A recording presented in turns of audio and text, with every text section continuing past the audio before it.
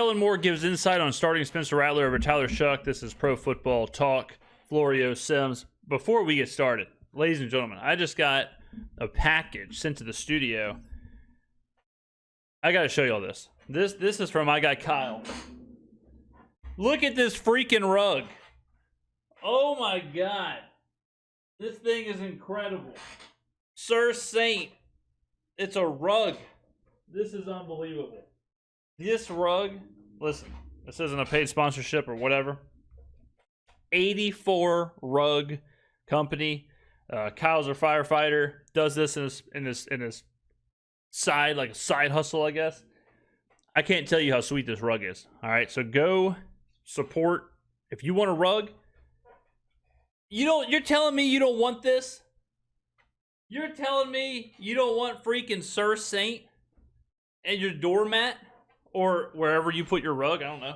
Man cave, all right, for me. High level media empire studio. Look at this. This is unbelievable. I mean, unbelievable craftsmanship from Kyle. But, I mean, God. 84rug.com. Damn. That is awesome. Thank you very much, Kyle.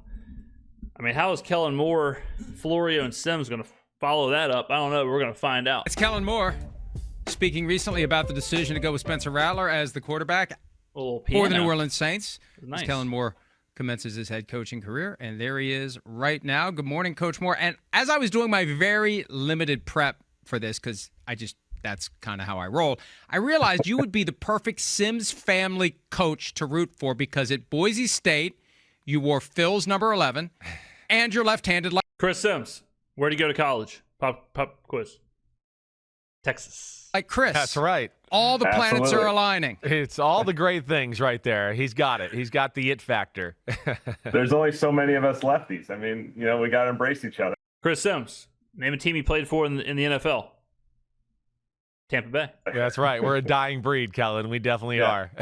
Exactly. Well, there were none after you until Tua came along. There were none. You were the last one until Tua in 2020, and he's one of the few right now. We were talking about quarterbacks before the break, young quarterbacks. Tom Brady's comments about how young quarterbacks coming in to the NFL aren't as mentally prepared as they used to be.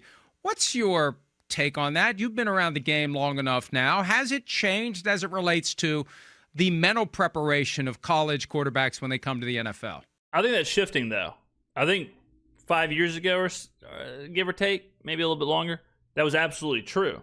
You've seen that at some schools still, where they don't take snaps under center, they don't have a hard count, they don't, remember, and you see a lot less of this now, but remember whenever in college, it would just be shotgun and they would get the play from the sideline? Like the entire team would just look at the sideline and they'd have the either pictures or something, and they would just get the play that way. Like that, and that's like I said, that's a far cry from what happens now. Now, especially at certain schools, you are getting an NFL level, masterclass. So I think less now, but 10 years ago or so, you're absolutely getting quarterbacks that have no clue how to take a snap under center. And think about that. There are quarterbacks that have been drafted into the NFL in the last however many years where they've never taken a snap under center, which means they've never done play action. That's crazy. That is insane to think about. All right, we're going to ask you to do play action here. We drafted you 4th overall. Oh, I've actually never done that. I've never taken a drop back. I've never taken a 4-step drop, 7-step drop, whatever. Yeah, I think that's a really good discussion. I think we can go on and on about it. I think so much of it is the process in which offenses operate in college football has obviously evolved. And so with the tempo, a lot of times, we always say when guys come to the NFL, there's a lot of times they've never been in a huddle. They've never called a play. They've never used a cadence. It's crazy. So there's 3 components that we really, really emphasize that maybe they are being exposed to for the first time ever at the highest level. And so now Tyler Shuck, when he was at Louisville, as some would say, they were doing that. But that's only 1 year of his entire college career. They certainly weren't doing that at Texas Tech or Oregon when he was there. But sometimes that curve, it's a little bit more challenging for some of these younger guys.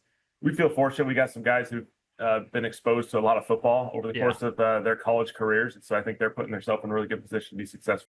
I remember when I was first watching football, really at a high level, like really paying attention to what was going on. I remember like Eric Crouch was one of the best players in college. He was quarterback in Nebraska, and he was an option quarterback, and he won the Heisman.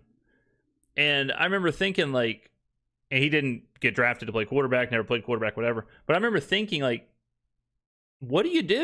You know, like you're running the option, but they don't run the option in the NFL, and which obviously is why he never played quarterback. But it's crazy, and it's not the option per se. But when college did turn into basically flag football, and then you watch the NFL, like simultaneously, you had, because these kind of overlapped, but you had college that was basically flag football, that was no huddle, no cadence, no calling plays, everyone running the line, look to the side, there's read options and air raid or whatever.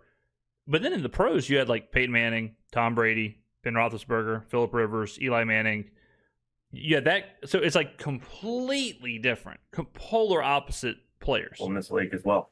Well, about like specifically, right? What do you find more? Is there a lack of, institutional knowledge on coverage, or is it more about maybe the fronts and the defensive line you got to teach some of these young kids? Where does it usually start for you when you're in that situation? Yeah, it's really good. I think in general, a lot of times there's not as much emphasis on the protections, right? Man, I was just about to say that. The last thing a air raid style whatever quarterback is doing is shifting the protection. A lot of that's run from the offensive line perspective, or the emphasis is on speed in college, which is awesome. And certainly we love valuing speed and playing with tempo and all that.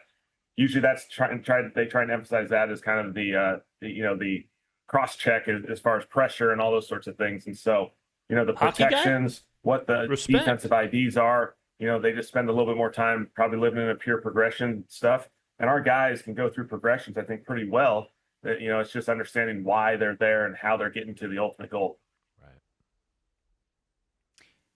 You're getting ready to coach your first game in just a few days. What has been, during the months that you've been on the job, the one thing about being a head coach that has surprised you the most? I think the two parts, just the time management. You have to be really, really organized with your daily schedule.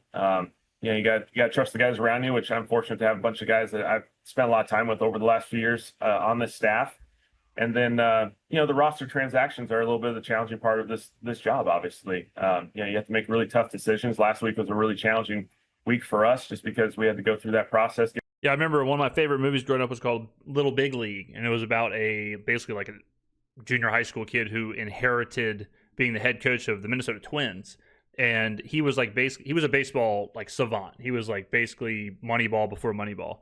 And he was really good at the on-field stuff, but he wasn't good at, or he wasn't expecting, or didn't think about having to like cut players. And he had to cut, spoiler alert, he had to cut his favorite player. His all-time favorite player was getting older and just wasn't doing anything anymore. So he had to, I can't remember if they traded him or released him or whatever, but he had to have the conversation with him of like, hey, you're my favorite player ever, but I got to let you go.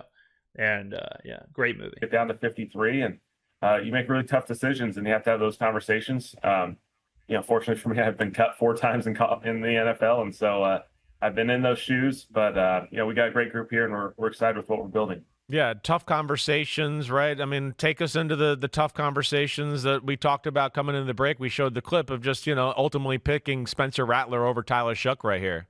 Nice segue. Yeah, these guys made it really hard, and that's a good thing. They all competed. They battled through the entire process. We stretched out, especially we felt because it was such a young group that we really needed to enlarge the sample size as much as we could. So it went all the way through the last preseason game. Spencer was really consistent. He was really consistent. Spencer has some playmaking ability to him. He's going to go make some big time plays with his legs, with his arm.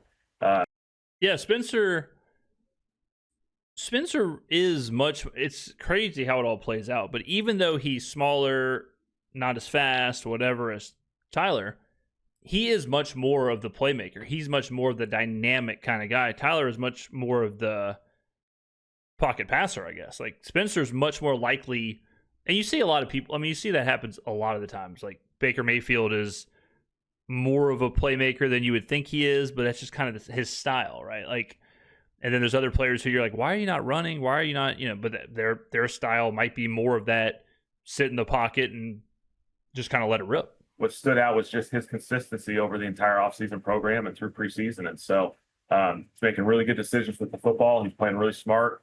He's got, that second year jump, your first year in the NFL. There's a lot of moving pieces like we're just kind of discussing with the transition from college. And so I feel like he's in a great position. At the same time, Tyler did an awesome job. He knocked it out of the park as far as the offseason program. I'm a big believer in developing quarterbacks, and I don't think there's anything wrong with the Tyler Shuck is not a starting quarterback in this league right now. Right. He's got a great future. He's got a great opportunity to continue to develop. Nothing wrong with developing your guy, and nothing wrong with him not playing in week 1. And whether he plays and becomes something or not, it is what it is. But I don't think it's an indictment on Tyler that he is not starting week 1. We're really excited about both these guys. As you go through the process of deciding which way to go, because Chris and I talk about this all the time, you have to have your finger on the pulse of the locker room. It makes it more of a challenge when a critical mass of players believe the other guy should have been the starter. How much of that do you actively factor into your thinking? Like, are enough guys behind this guy, and how do we avoid having a split between the pro Rattler and the pro Shuck factions in the locker room? Well, theoretically, as a coach, you're hoping that you're aligned with the players. If the players if it's a personality thing and whatever, but the players want who's best, and the players want who they think will give them the better chance to win. Well, hopefully, as a coach, you are choosing the player who will give them the better chance to win. So hopefully, it's all aligned. Just like a lot of positions, I think you have to be very conscious of where the locker room's at and where everyone's mindset is. I think our guys did an awesome job of just really embracing both these guys. They're wired the right way. They're super competitive all offseason. If you're bowling, if you're doing anything, these guys are competing. And that's how they are, but they also help and support each other. And I think you can see that each and every day out on the field on game day. And so we feel like we've got a gret group. The locker room is really, really important. That's the most important thing in our entire organization is that locker room and protecting it and making sure we're making the right decisions for there. I feel like our guys understood that it was going to be a battle. And, we go through roles. The other day we went through every single player's role on our team and how important those roles are. And those roles change as seasons go on and all that sort of stuff. But, Spence has earned this opportunity. I think our guys saw it. They're excited for him. And, the big thing is we're going to rally behind Spence and go for it. Yeah, rally behind Spence. I hear you all the way there. He does some good things. Like how much when you're having these tough conversations does the factor of a little bit what we were talking about a minute ago, just like, hey, it's a rookie. Do we really want to throw him in this situation right off the bat, even though we think we might, but he's still a rookie, right? I mean, how many of those type of conversations do you have in this process? Well, certainly, as you go through those discussions, I think there's a lot of different paths to the NFL careers, and there's plenty of guys who didn't start right away in the NFL, and there's plenty of examples of that for Tyler to say, hey, there's development opportunities for me.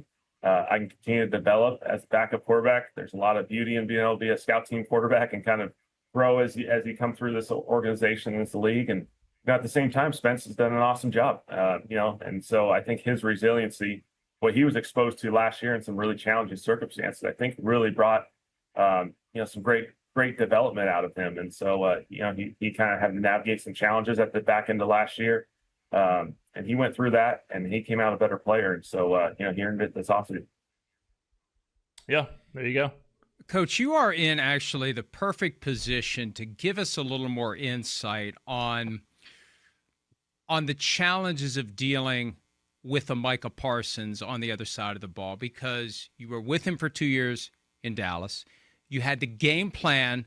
Man, what a pivot. I was not expecting Micah Parsons defensive player of the year type player talk. Against him with the Chargers. You played the Cowboys in 2023. You had to deal with him twice last year. It turned out very well for the Eagles.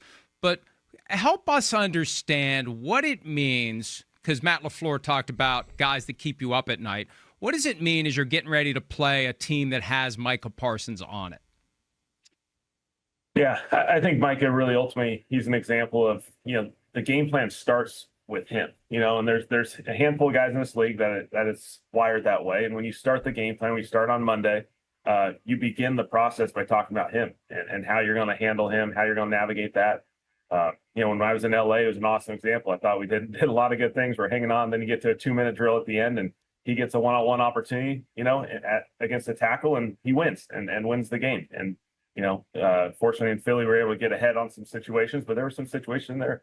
It's third downs. He's going to be a really big challenge, and they can do a really good job. When DQ was there, they would always scheme up and create one-on-one opportunities for him. And there's a lot of things you can try and do in protection. But they can certainly, create the math and kind of cancel things out and create one-on-ones for him. And so, he's a premier player. He starts, he start the week, end the week, and spend all game talking about him. So, he changes games. If you don't mind, too, I'd like to even hit on a little bit tomorrow night. We're on the field. It's Cowboys, Eagles. You got history with both of those football teams. OC of the Eagles last year. You got the Kellen Moore Bowl, as some would say. The big ring and bunch of diamonds now to show off.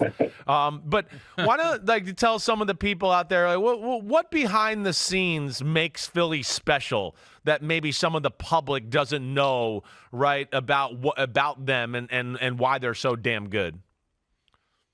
Yeah, it's a phenomenal organization, led by Mr. Lurie and Howie and Nick, and it's just a really healthy, competitive environment. The team's culture and connection is really, really special.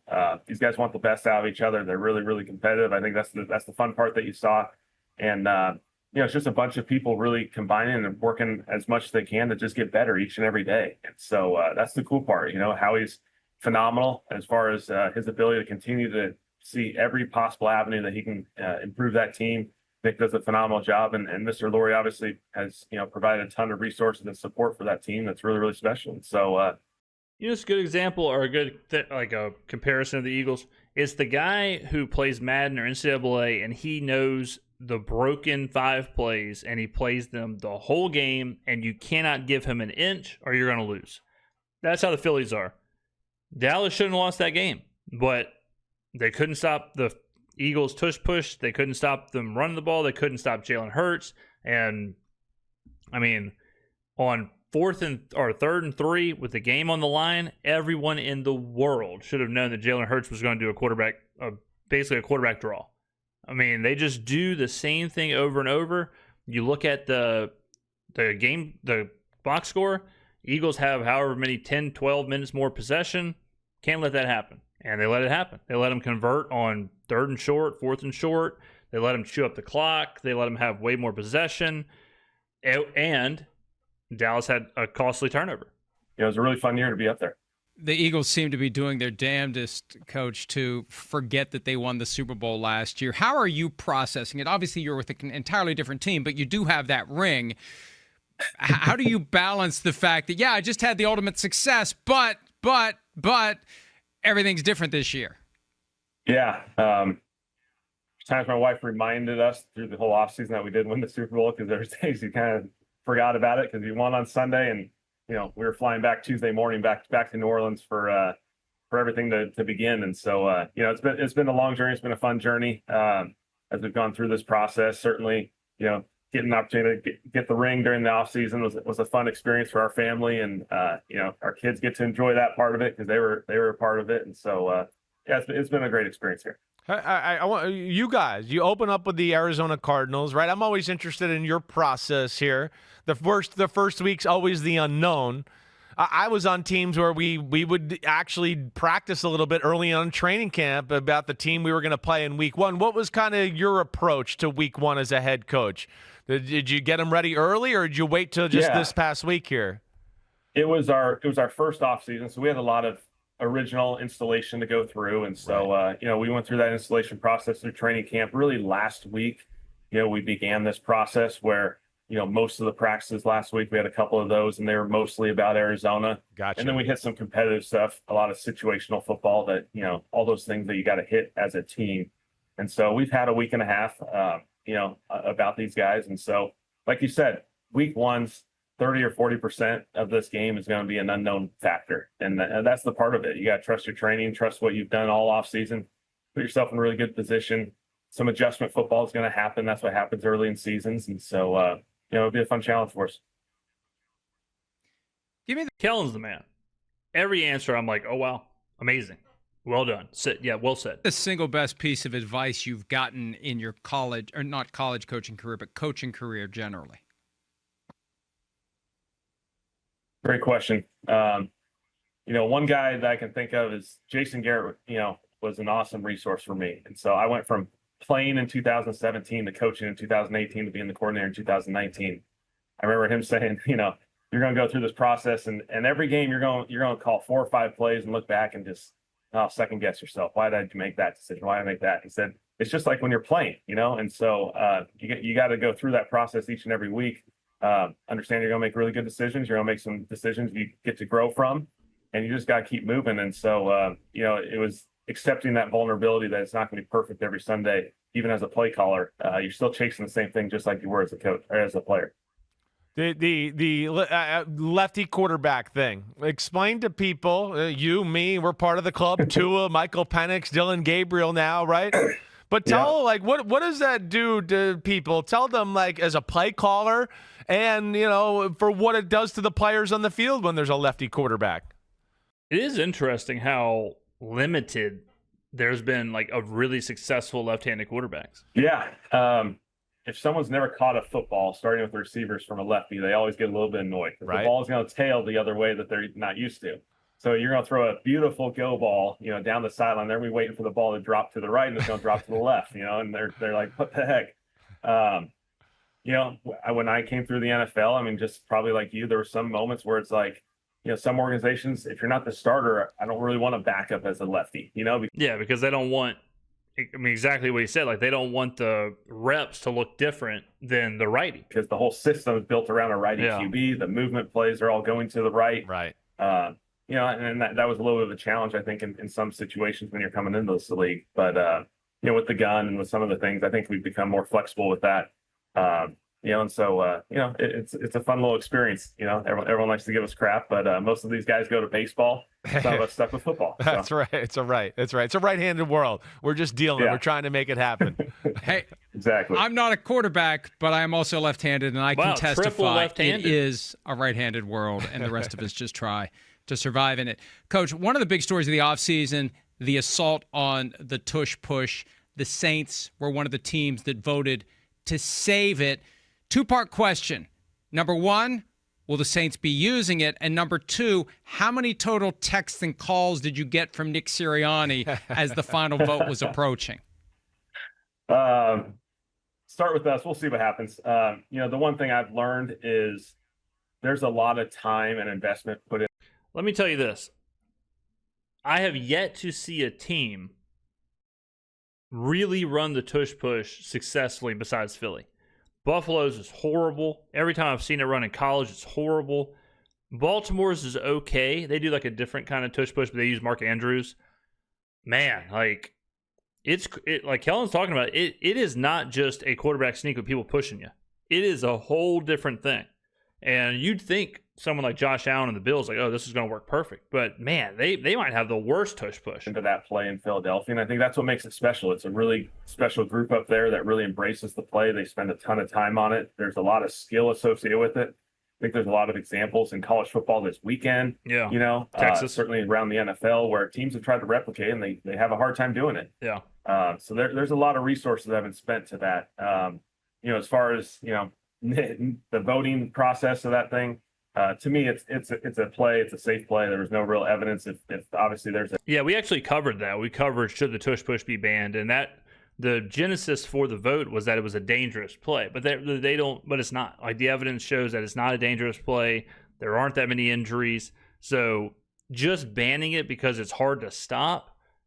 That I thought that was I wouldn't have voted for it. What I did think was possible is changing the rule. Or a possible solution would be changing the rule to where the defense can line up and do the same thing.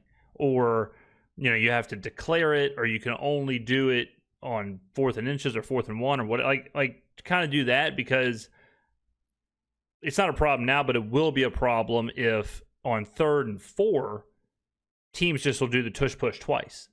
That's when it's going to be a problem, when the tush push becomes unstoppable to the point to where it's better on 3rd and 4 to run the tush push and then run it again on 4th down than to actually run a normal play and go for the, try and get the first down organically how we're used to. You don't want that to happen, but as it is right now, I don't think it should have been banned. The injury thing that becomes real, it's something obviously our league will continue to evaluate, but it's a really talented play. They've done a great job of executing it.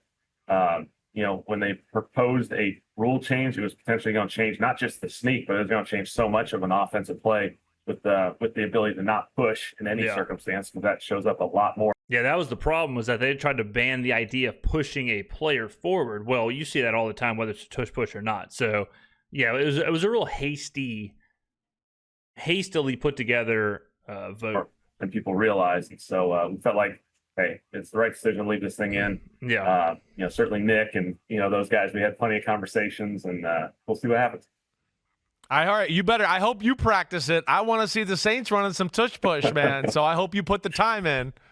We'll see. I hope we do not, because it has been a mess everywhere it's been. See what happens. All right. Well, hey, we appreciate some of your time. We know it's a busy week. All the best week 1 and beyond. Kellen Moore, brand new head coach of the New Orleans Saints. Thanks again, and we hope to talk to you down the road. Appreciate it. Thanks, guys. Good luck, Kellen. Kellen's the greatest. I love him like a brother. He's so awesome. He's just a football dude. All right, ladies and gentlemen, get on down in the comments below, and I'll see you in the next video. Buy a rug.